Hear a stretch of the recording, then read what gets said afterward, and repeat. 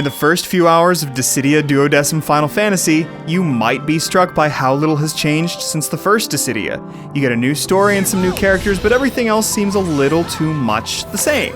The game is slow to show you the great new stuff, so give it time, and you'll see how much there really is to enjoy that's new.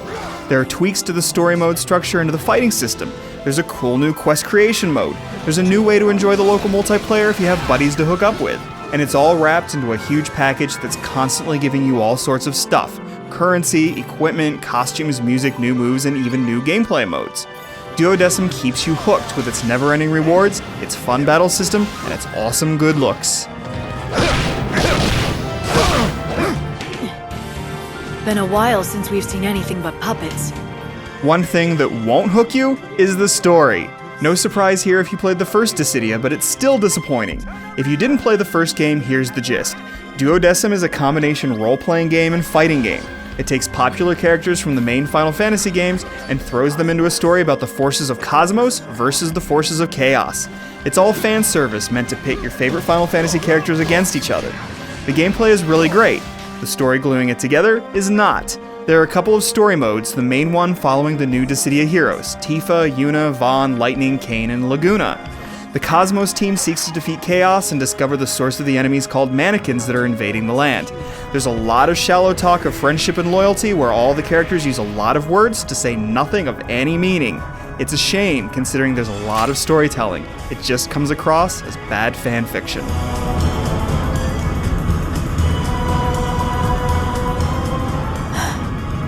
Luckily, the fighting is still top-notch and there are some great additions here. Battles take place in spacious arenas where you can run and flit about. Your attacks differ depending on whether you're on the ground or in the air. There are two types of attacks. With a bravery attack, you raise your bravery account and lower your opponents. And the higher your bravery account, the more damage you do with the second type of attack, the HP attack. Other features of the fighting system also return, the powerful, awesome-looking quick-time events called EX attacks and cross-arena chases. There are some nice new features too. You can call in assistance from a support character. If you activate EX mode at the right moment, you can slow down time and bash on your enemy. You can break your foe out of EX mode by attacking with your support character.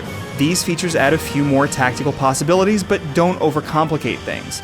Then there are the new characters, which are all really good. Lightning switches between different modes, almost like she's 3 fighters in one. Laguna is a ranged specialist who tosses grenades and fires a shotgun blast among multiple tricks. They all feel good and quite different from each other. There you go!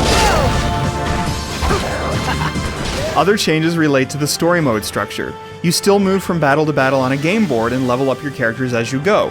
But between boards, you roam about an overworld. Here, you can purchase specialty items from Moogles and attack orbs that combine to form chain skills.